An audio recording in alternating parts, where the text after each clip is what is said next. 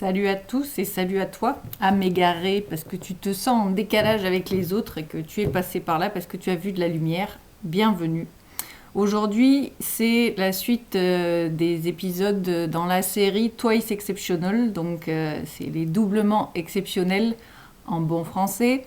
Et c'est des profils qui ont la particularité de combiner à la fois un haut potentiel, qui soit détecté ou pas, et ce qu'on appelle un trouble du développement, un trouble du neurodéveloppement, le TND. Donc l'épisode précédent, c'était HPI et TSA, c'était la fusion nucléaire sous la glace apparente. Et aujourd'hui, c'est un épisode qui me tient à cœur puisque j'en connais personnellement et que ce sont des personnes chères à mon cœur. Ce sont les Twice Exceptional HPI plus TDAH, donc trouble du déficit de l'attention avec hyperactivité ou pas, en fonction de ce qui est diagnostiqué, sachant que donc on est dans le domaine du trouble, donc c'est censé être diagnostiqué par des professionnels de santé, basé sur des critères qui ont été établis par un manuel qui s'appelle le DSM, dans sa version 5 aujourd'hui depuis 2013 en anglais et 2015 en français traduit. Et la liste de ces critères pour ces troubles-là, c'est toujours 5 critères. Alors on avait fait le TSA, sachant que je donnais les 2 premiers critères pour le TSA parce que c'est souvent les 2 premiers critères qui sont importants. De A à E, il y a 5 critères. Les 2 sont importants parce qu'ils donnent le cadre du trouble qu'on est censé explorer. Et après, quand c'est C, D et E, c'est pour déterminer qu'il est présent dès l'enfance ou dès les premiers stades du développement, qu'il est présent dans tous les environnements et qu'il y a une altération du fonctionnement social ou scolaire ou professionnel de manière générale, et que cette altération ou cette baisse de la qualité de vie à cause de ce trouble n'est pas mieux expliquée quand on analyse la personne par un autre trouble qui pourrait mieux l'expliquer. Donc en général, C, D et E, que ce soit pour le TSA ou pour le TDAH, ce sont ces critères-là. Les critères du TDAH, je vais les donner, c'est les critères retenus en tout cas. Le critère A, la particularité, il se définit en 2 branches. Il y a le A1 qui est porté sur l'inattention, donc c'est trouble du déficit de l'attention, et le critère A2 qui est l'hyperactivité et l'impulsivité. Donc dans ce profil-là, il peut y avoir les 2 variantes, c'est un mixte, où A1 et A2 sont présents en même temps, ou alors il y a une dominante de inattention et il n'y a pas d'hyperactivité, on enlève le H, ou alors il y a une dominante d'hyperactivité, le H est bel et bien présent, mais on appelle quand même ça TDAH et pas TDH. Donc ces critères-là, le A1 et le A2, ils doivent être présents, et le critère B pour le TDAH, c'est qu'il soit présent avant l'âge de 12 ans. Le TDAH, c'est, si tu n'en as jamais rencontré, celui qui va passer pour un impossible et un infernal monstre. C'est l'explosion du volcan, c'est tout un tas de caractéristiques qu'on a cru ou pensé être de la personnalité, mais qui sont de l'ordre du fonctionnement réellement cognitif de ces personnes-là.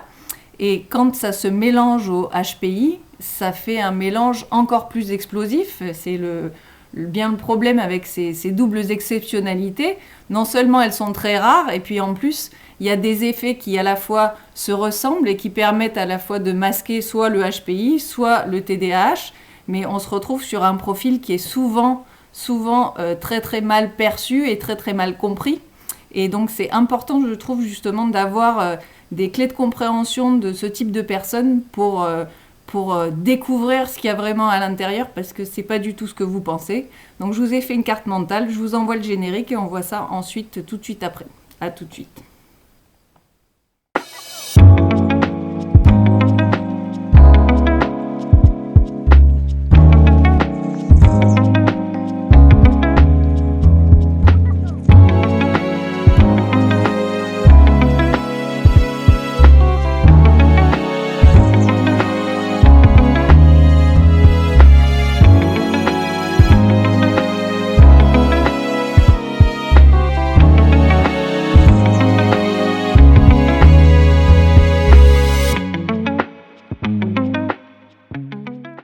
Et nous voilà dans le royaume et l'univers de ce profil si particulier qui combine le TDAH et le HPI. C'est vraiment, donc je le rappelle, pour le terme Twice Exceptional, il n'est pas très utilisé en France. C'est plutôt nos amis canadiens et notamment québécois qui ont beaucoup œuvré pour que il y ait vraiment des travaux autour de la douance et des particularités de la douance. C'est eux qui ont été à l'origine du terme et chez eux c'est beaucoup plus employé, beaucoup plus usité.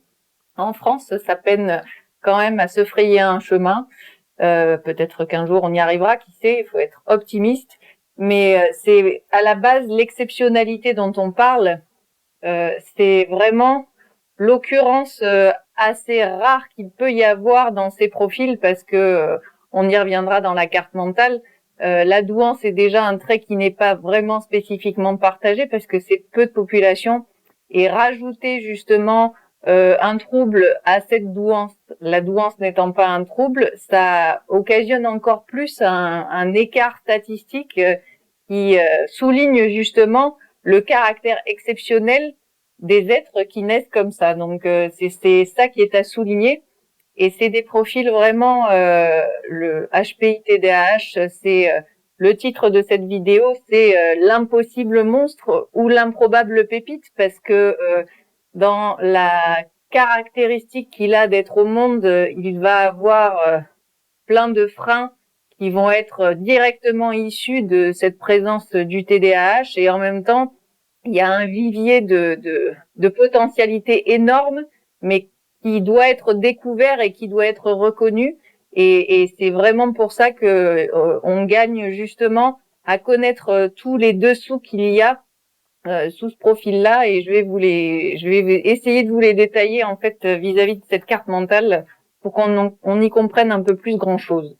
Donc il y a vraiment, c'était pareil pour le TSA, il y a un effet de masquage de la douance qui, quand elle se combine à ces profils-là, elle masque soit le trouble masque la douance, mais dans ce profil-là particulièrement, il y a vraiment les trois mécanismes qui sont présents, c'est-à-dire que soit le TDAH est visible et masque complètement le HPI, soit le HPI est prégnant mais il masque complètement le TDAH parce que la douance arrive à compenser tous les effets de ce trouble. Ou alors, il y a vraiment l'équilibre des forces et finalement, c'est là où c'est le plus à risque de ce profil-là puisque il passe vraiment sous les radars des deux.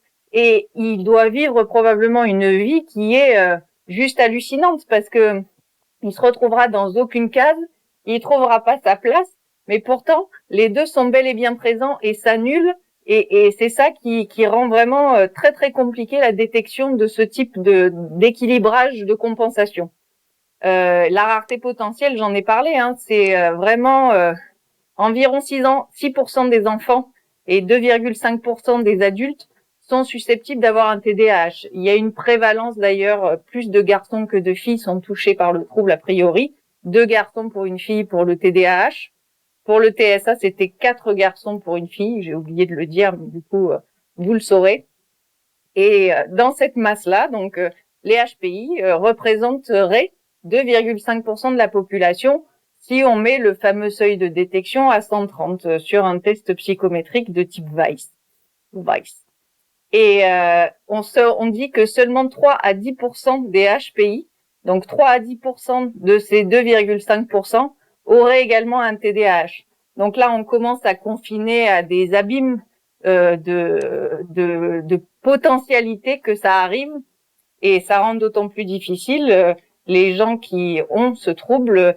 Je pense qu'ils doivent se sentir effectivement en permanence en décalage parce que c'est l'exception de l'exception. Donc ça a des effets hyper délétères et notamment sur l'estime de soi. Ça, c'est le premier point. Après, il y a vraiment des particularités extrêmement spécifiques. Il y en a beaucoup.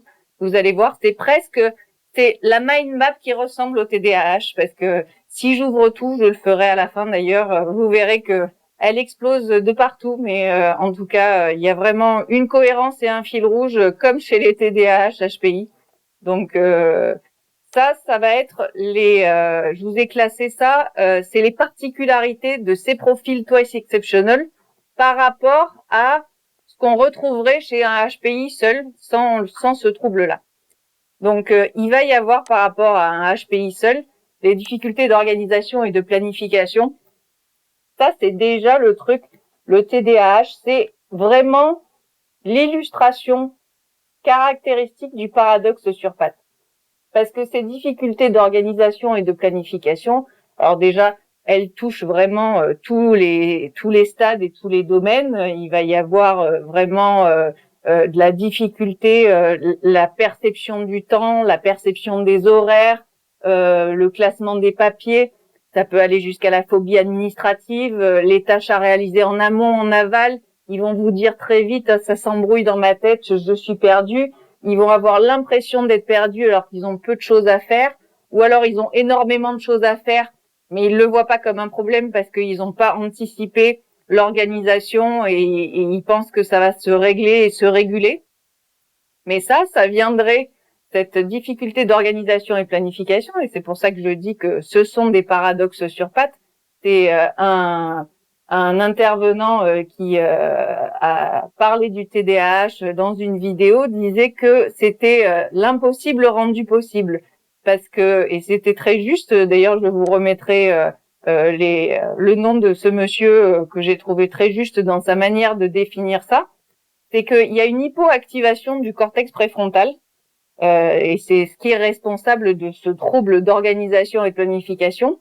On a vu que il était hypoactivé, donc il était en down un peu souvent, alors même que en fait, donc là je vous rappelle qu'on parle de profils qui sont à la fois des gens qui ont une douance et des gens qui ont un TDAH. Ben, cette hypoactivation du cortex préfrontal, en fait, c'est ce qui signe le marqueur un peu du TDAH, et pourtant le cortex préfrontal, c'est une zone de pivot vraiment hyper importante qui est un des marqueurs de la douance parce que on considère que il est vraiment hyper efficient et hyper actif dans la douance.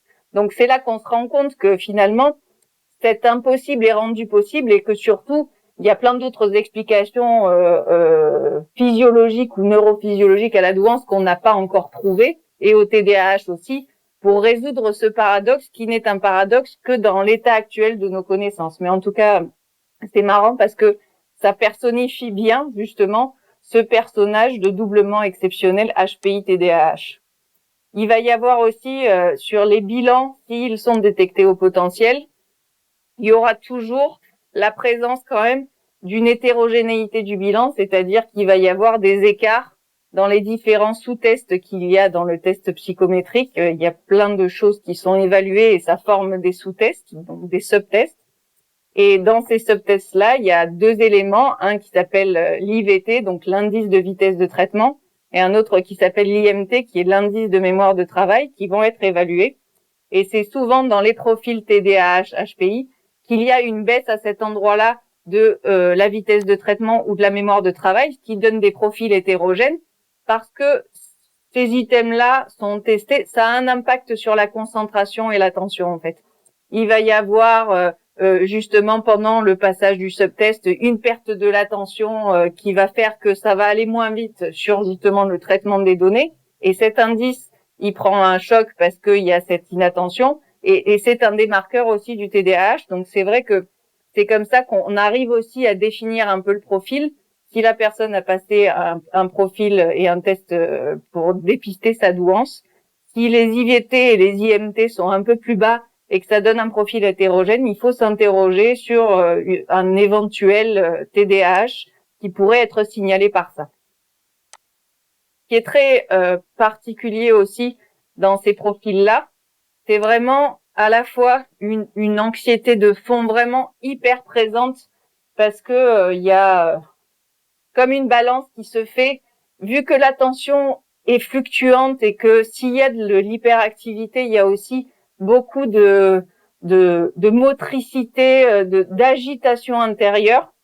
Tous ces remous-là, ça crée une anxiété généralisée parce qu'il va y avoir tendance à un peu d'anxiété de fond, parce que on sent que ils ont des vagues internes qu'ils n'arrivent pas du tout à maîtriser, qui sont en dehors de leur volonté purement et simplement.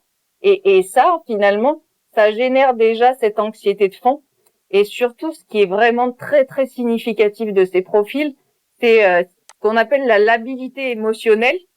Ils peuvent passer du coq à l'âne en 1 seconde et demie dans les discussions, mais ils peuvent passer à des états émotionnels du coq à l'âne en 1 seconde et demie aussi. Et vraiment, cette humeur, elle est instable. C'est vraiment un pic de joie extrême qui sera suivi dans la seconde d'après d'un pic de désespoir absolu pour revenir à un état moyen, puis ensuite redescendre et puis ensuite remonter très haut. Et c'est tout le temps en perpétuelle instabilité. Et les études ont montré qu'il y avait quand même un faible taux de dopamine justement chez ces profils-là, et que c'est ça qui provoquait la plupart de la labilité émotionnelle qu'ils ont à toujours passer justement d'une émotion à une autre. Et cette dysrégulation, cette impossibilité, cette incapacité, c'est vraiment pas qu'ils ne veulent pas, c'est qu'ils ne peuvent pas à se réguler au niveau de la hauteur des émotions. Elle est très présente chez eux, et elle est sans doute amplifiée aussi par la douance, parce que la douance, c'est vraiment maximiser aussi l'intensité des ressentis. Donc quand vous avez maximisé l'intensité de ressenti alors même que votre humeur générale est d'une grande instabilité, ben ça fait des volcans qui explosent en permanence, et c'est très fatigant pour eux de vivre ça. Ça, c'est un point vraiment très, très flagrant chez eux. Alors, le plus flagrant aussi, c'est le défaut d'inhibition. C'est vraiment des comportements qui sont générés. Alors, pour ceux qui sont plus avec des troubles de l'inattention, cette partie-là sera peut-être amoindrie, mais elle est quand même généralisée à l'ensemble du profil. C'est vraiment l'impulsivité est reine. Il y a déjà de l'impulsivité motrice, hein, vraiment cette incapacité à rester en place, à ne pas bouger des parties de son corps, avoir c'est pas des tics, mais c'est oui, des gestes perpétuels pour bouger, pour que ça remue, pour qu'il y ait de l'agitation. Et il y a vraiment aussi cette incapacité souvent à attendre son tour pour parler, à interrompre les autres. Il y a vraiment ça qui est très très poussé et qui façonne d'ailleurs certaines personnalités, parce que vu que ça se produit dès l'enfance, il va y avoir vraiment un jugement de plus en plus écrasant de l'entourage ou de l'école, et puis après en grandissant des pairs, et puis de la société professionnelle. Et ça va les enfermer dans des cases où ils sont tout simplement, on passe à côté d'eux, parce que on se dit mais quel mufle celui-là, il peut pas attendre que j'ai fini de parler avant de m'interrompre, alors même que en fait il ne se rend pas compte qu'il fait ça comme ça. Ça lui vient, et il n'y a pas de barrière ni de frontière au fait que il soit en train d'interrompre, il a même pas vu. Et ça, c'est leur faire un procès en intention, alors qu'ils sont incapables de réfréner cette impulsivité. C'est comme ça que fonctionne leur cerveau. Donc, le leur demander, ce serait, je sais pas, de demander à un éléphant de monter à un arbre. C'est du même ordre d'impossibilité. Et il y a des effets de tête brûlée, en fait, parce que les TDAH, et surtout les HPI-TDAH, quand ils ont un truc en tête, ils vont avoir cette alternance d'ailleurs de hyperfocalisation, parce que ils peuvent se concentrer d'ailleurs. Il faut pas se dire que celui qui est HPI TDAH est incapable de se concentrer. C'est vraiment des alternances de une hyperfocalisation qui ressemble un peu d'ailleurs à de l'autisme à ce stade-là, parce qu'il y a vraiment une concentration, et puis il y a plus que ça qui existe pour lui. Il va parler tout seul, il va absolument pas faire attention ni aux détails ni à l'environnement, parce que ça, il n'y arrive pas. Il est hyper focalisé dans son truc, donc déjà il a du mal à décrocher de sa tâche. Mais ça, c'est aussi lié à la dopamine, parce que pendant qu'il est en train d'être dans cette hyper focalisation, il est en pic de dopamine. Donc vu qu'il en reçoit peu, et qu'à ce moment-là, il en reçoit, il le suce jusqu'à la moelle, il va à fond, il est hyper focalisé. Et puis après, quand il en est sorti, là, on tombe dans le creux, et ça reprend avec cette agitation, ces troubles de l'humeur qui vacillent en permanence. Mais ça, ces comportements-là, ils génèrent un effet tête brûlée. Donc, quand ils ont une focalisation et que, par exemple, la vie met des obstacles, ce qui peut arriver, ça arrive parfois chez certains, là, il va déclencher un truc où il va voir rouge, il va se dire, ça y est, je brûle tout, de toute façon, c'est plus la peine de faire comme ça. Il y a vraiment un espèce de côté entier et cash qui est très présent chez ces profils, mais c'est aussi dû à ce trouble-là parce que finalement, là, ils sont dans l'hyperfocalisation de dopamine. Oui, si c'est comme ça, de toute façon, je brûle tout. Et c'est vraiment, ils ne voient pas le danger, le fait d'analyser justement une tête brûlée, elle se fout du danger. Mais ce comportement-là, c'est juste que il y a une impression de se foutre du danger, mais c'est surtout que il faudrait vraiment se pencher sur beaucoup de détails, etc., pour imaginer qu'il y a du danger et peser le pour et le contre pour savoir si on y va. Dans l'effet de je suis au taquet de ma dopamine et tout le monde m'a gavé, j'en ai ras-le-bol et maintenant je tape du poing sur la table et je dis non, ils sont foutés à ça, ils y vont à fond et l'entourage prend ça pour de la tête brûlée alors que c'est pas tout à fait comme ça et ça recouvre une autre réalité. Et surtout, ce qui est vraiment, je vois que j'ai fait une coquille sur ma petite mind map, ce qui est vraiment très très caractéristique aussi de ces profils-là. Et c'est pour ça que ils ont vraiment une mauvaise réputation vis-à-vis des autres. C'est que ils sont vraiment dans le trouble d'opposition avec provocation. Alors c'est un des critères. Là je l'ai mis comme ça. C'est vraiment des gens qui sont très sujets à la colère. Ils sont explosifs. Donc il va y avoir vraiment, et ça va de pair avec cette instabilité émotionnelle ou avec cette humeur très changeante, mais s'opposer vraiment beaucoup à l'autorité, aux adultes quand ils sont enfants, à l'école quand ils sont enfants, c'est vraiment un des marqueurs forts de ces profils doublement exceptionnels. Et ça dessine au fur et à mesure de leurs expériences des profils qui sont considérés comme ingérables ou intrusifs, parce que un HPI-TDAH, il va vous emprunter des trucs sans même vous demander parce que ça lui est pas venu à l'esprit, il va vous interrompre, il va piquer des crises, il va faire plein de trucs comme ça, et que l'ensemble des autres, ça, c'est perçu comme juste inacceptable, impossible, c'est monstrueux, c'est machin, alors que c'est vraiment une méconnaissance profonde de ce qui se joue à l'intérieur de ces gens. Bref. Évidemment, ça a des conséquences, parce que comment grandir avec une estime de soi qui est construite quand on est à ce point rare et à ce point explosif et à ce point débridé et que on ne peut pas s'en empêcher. Forcément, le monde va très très rapidement se liguer contre vous pour vous dire que vous êtes toujours celui qui met les pieds dans le plat. Et les HPI sont pas spécialement reconnus pour être la population qui a le plus d'estime de soi, mais dès qu'il y a TDAH ou dès qu'il y a éventuellement TSA, c'est encore plus bas que les HPI seuls. Donc forcément, ça construit pas des personnes qui arrivent à prendre bien leur place dans le monde parce qu'on leur a sans cesse renvoyé que c'était juste impossible d'être comme ça. Tu ne peux pas faire ça. Tu es toujours une erreur, un monstre, un casse-couille. Arrête, quoi. C'est ça qu'on leur a renvoyé toute leur vie. Et pourtant, ils ont, par rapport à des HPI seuls, une créativité globale qui est beaucoup plus élevée de par ce jaillissement et ce décrochage à la fois d'attention et ce jaillissement d'impulsivité. En fait, c'est vraiment le nœud gordien de leur capacité à produire des solutions originales et inventives. C'est vraiment amplifié par cette distraction parce que c'est comme un espèce de pétillement permanent et que ce pétillement, il va aller dans plein d'endroits où finalement, si on suit quelque chose qui est beaucoup plus calme et doux, on n'aurait pas emprunté ces voies navigables-là. Cette pensée-là, elle est vraiment très très explosive aussi, et donc elle va dans des endroits qui sont pas explorés par la plupart.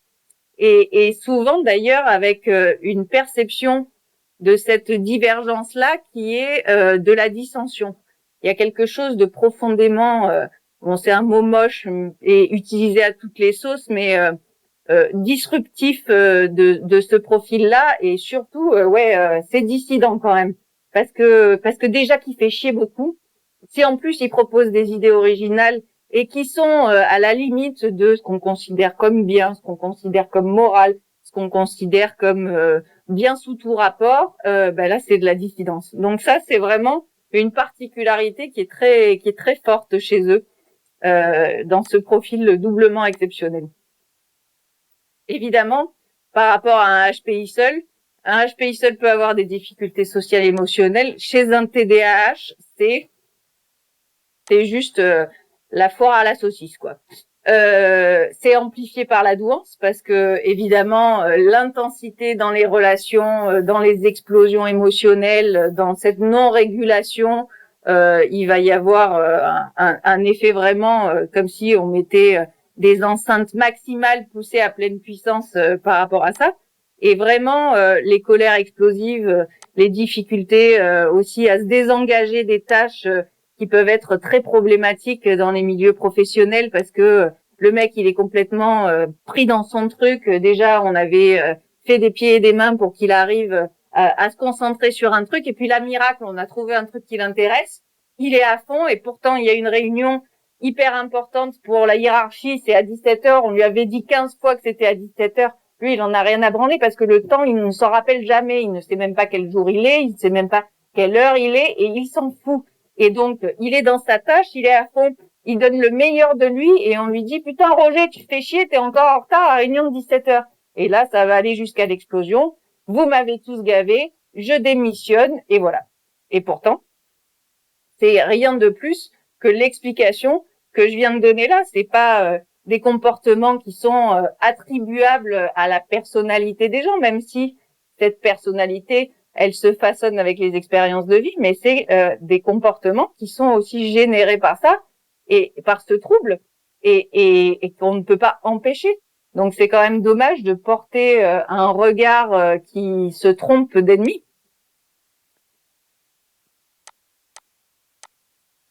Donc c'est un compilateur de paradoxes. Ce deux E, c'est pour Poise Exceptional. Ce deux E là, c'est l'effet monstre parce que, comme je disais, sa particularité physiologique, elle est impossible et pourtant elle existe. Ce cortex préfrontal qui est hypoactivé, et pourtant il y a une douance qui est présente. Donc il ne devrait pas exister et pourtant il existe. Son intelligence, elle lui sert, mais en fait en lui servant, elle lui nuit, puisque en fait il est aussi un être doué. Donc quelqu'un qui est haut potentiel, qui est atypique, qui est zèbre, qui est doué, qui vit de la douance, il détecte les ressentis de l'environnement. Et il détecte aussi tout le décalage qu'on est en train de lui mettre dans la gueule, même si il y a des fois où c'est tellement pas subtil qu'il n'y a pas besoin d'être au potentiel ou doué pour le détecter. Mais même des changements ou des modifications dans l'humeur d'une pièce parce que il y a le casse-couille de service qui vient de rentrer, ça il va le détecter et il va se sentir encore plus en décalage parce que il le détecte et pourtant c'est plus fort que lui, il n'y arrive pas. Et en plus, comme je disais, on lui met vraiment beaucoup dans la gueule. Hein. C'est ingérable. Il est vécu comme instable, il est vécu comme intrusif. Donc forcément, s'il va y avoir une espèce de coalition, d'un rejet potentiel massif de l'ensemble des gens contre ce profil qui est le mal aimé, quoi. C'est vraiment ça qu'il faut retenir de ce doublement exceptionnel là. C'est le mal aimé et que c'est un mal-aimé qui est intelligent, qui est profondément intelligent, et pourtant, cette intelligence, elle lui sert à compenser les mécanismes du TDAH, mais pas à les effacer complètement. Et en ne les effaçant pas complètement, elle lui nuit. C'est vraiment un incasable par essence, parce que lui, il n'arrive pas à faire des trucs hyper basiques, des trucs où vous allez vous dire, mais c'est à la portée d'un enfant de 6 ans et demi. Il va pas arriver à gérer les journées, performer sur des tâches ultra simples, des formulaires administratifs, des machins. C'est la jungle pour lui. Mais par contre, il va être incroyable sur des tâches hautement complexes, sur des trucs créatifs. Il va sortir des petites pépites de cerveau. Et du coup, il y a vraiment ce paradoxe encore une fois. C'est, je vous ai dit, une compilation de paradoxes parce que des tâches de l'ordre je noue mes lacets correctement, tranquillement, sans me prendre le chou, à je résous un problème hyper complexe comme qui rigole parce que c'est naturel pour moi. Ça ne devrait pas exister, ça non plus. C'est pas à mettre sur la même balance. Et du coup, évidemment, la conséquence la plus flagrante, c'est qu'il va avoir souvent une impossibilité de se considérer comme étant un être intelligent. Souvent, il y a de l'échec scolaire, il y a de la marginalisation, il y a de l'explosivité tout le temps. Il ne rentre pas dans la case qu'il aurait pu avoir de un haut potentiel, c'est quelqu'un qui travaille bien à l'école, qui réussit bien sa vie, pour qui tout roule parce que il est très intelligent et que donc il va faire fi de tout ce qui sera mis sur sa route. Un HPI TDAH, à la base, quand vous le livrez avec ce package-là, il peut pas arriver à penser ça tout seul, c'est impossible parce que la vie ne sera jamais le reflet de ce que c'est cette croyance qui est déjà une croyance erronée souligne des hauts potentiels. Donc c'est vraiment encore un paradoxe de plus à mettre à son crédit. Et il est incasable par essence. Parce que vu qu'il est intelligent, il va y avoir cet effet de masquage. Donc on va peut-être pas dépister le TDAH. Il va y avoir les conséquences sociales de cette inattention permanente et ou de cette hyperactivité et de cette impulsivité permanente. Elles sont vraiment jugé très mal par la société. Donc, il est vraiment mis à l'index à cause de ça parce qu'on trouve qu'il se comporte n'importe comment. Et en plus, le fait que quand le sujet du haut potentiel est sorti et a commencé à se développer, on a pu espérer que ça puisse réhabiliter ce type de profil-là.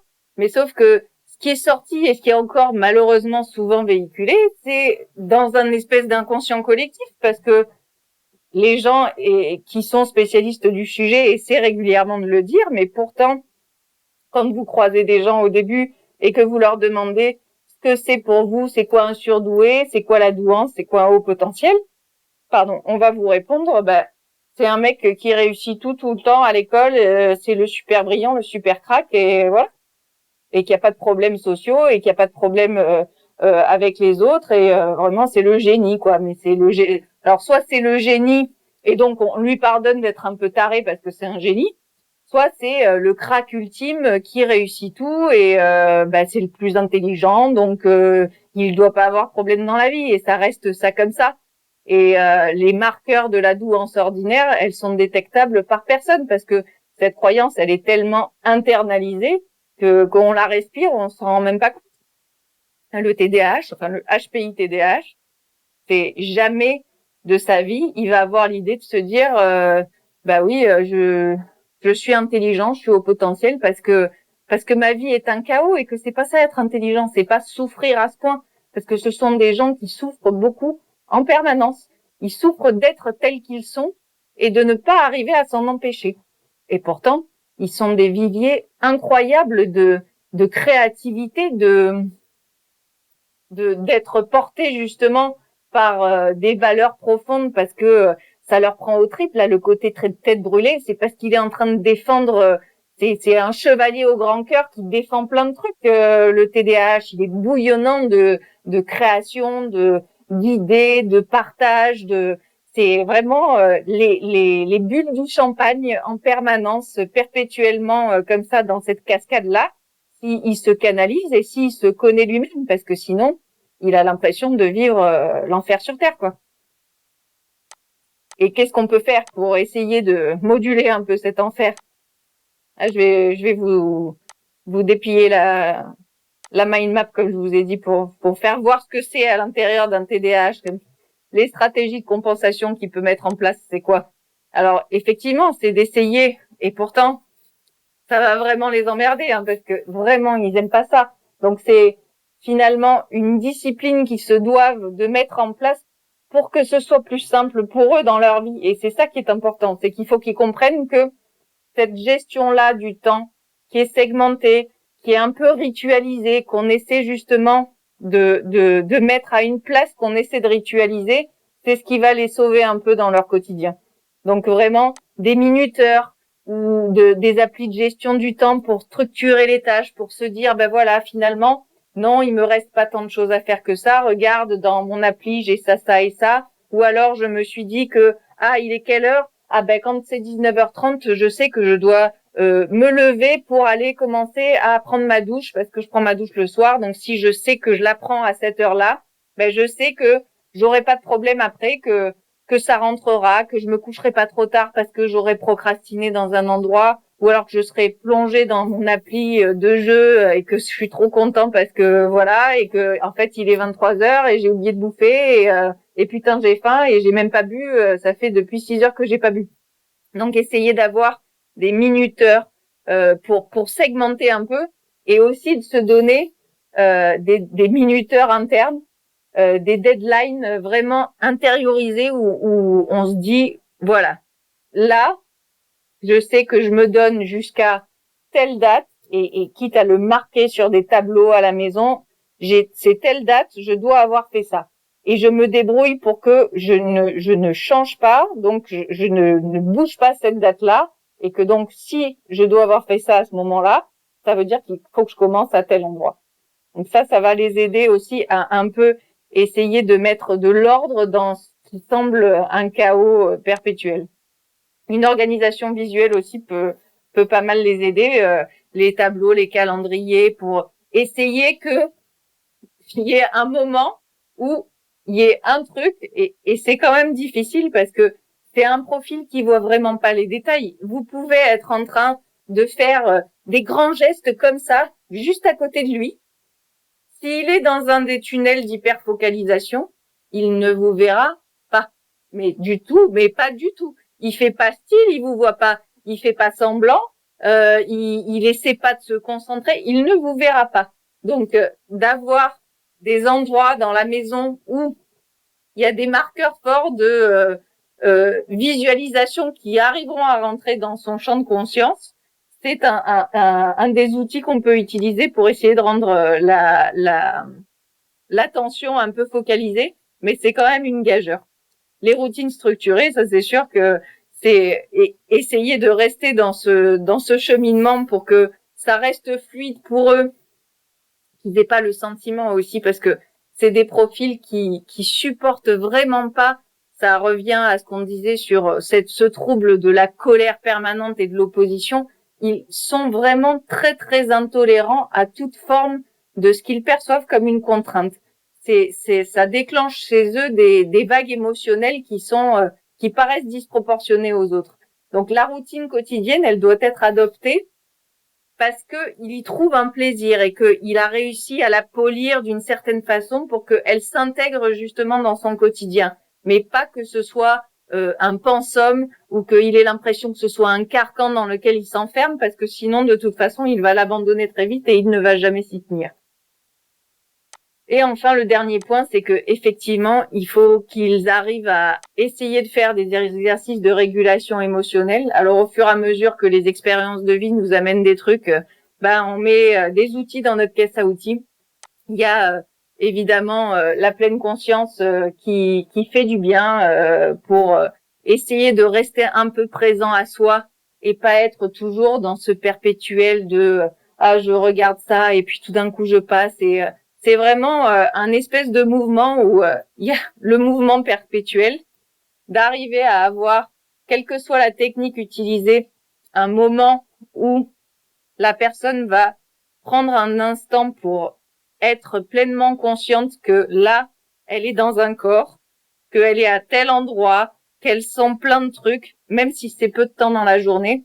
Ça va la ramener, faire comme une espèce d'ancrage justement, où elle va pouvoir revenir à bon port après avoir papillonné. Elle se pose à cet endroit-là pour essayer de gérer un peu les tsunamis perpétuels qu'elle se prend dans la gueule, et de baisser le niveau aussi de l'anxiété qu'elle ressent. Donc les TCC, les thérapies cognitivo-comportementales, qui sont des thérapies courtes aussi, sont vachement bien pour ces profils-là, HPI, TDAH, parce que c'est pas vraiment les travaux d'Hercule de la thérapie, mais ça va être hyper factuel et ça va leur donner des outils très simples à mettre en œuvre pour essayer de réguler tout ça.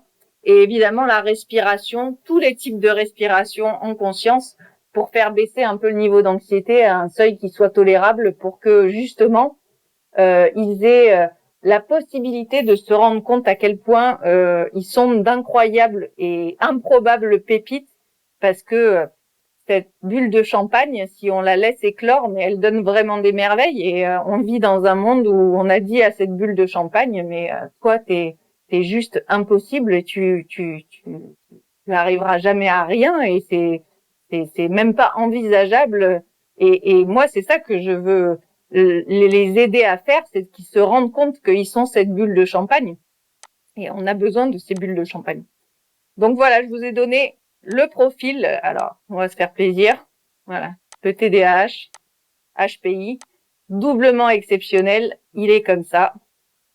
Et je me suis bien marrée quand j'ai fait la carte mentale, parce que il y en avait partout, comme eux. Et vraiment un profil extrêmement une pépite improbable, et des gens qui sont en général avec le cœur sur la main, avec un grand sens des valeurs et des et de la joie, parce que c'est une bulle de champagne, donc la joie, ils savent la faire, ils savent faire le désespoir profond aussi, mais ça dure pas longtemps. C'est que c'est ça aussi qu'il faut comprendre, c'est que quand vous allez en voir un qui va s'enfoncer dans le désespoir, ne prenez pas trop accroche à ça, parce que il faut qu'il le traverse, mais il en sort après. Il en sort, c'est un phénix perpétuel, parce que il est dans le désespoir, et puis il renaît, et puis il s'élève comme Icare, et puis après il redescend. Mais c'est beau à chaque fois. Et donc c'est ça qu'il faut percevoir de ces profils doublement exceptionnels. Et j'espère que cette vidéo vous aura aidé à en faire le tour. Elle est belle cette carte, elle est vraiment à l'image d'eux. N'hésitez pas en commentaire si vous avez des retours d'expérience, puisque vous êtes aussi HPI TDAH, ou que vous pensez l'être, ou des idées, si vous avez des idées de vidéos que vous souhaiteriez que j'aborde, n'hésitez pas. J'espère que ça vous a plu, et je vous dis à très bientôt pour de nouvelles vidéos. En attendant, vous prenez soin de vous, vous ne vous maltraitez pas, ça vous le savez déjà, et je vous dis à très vite pour d'autres trucs. Salut!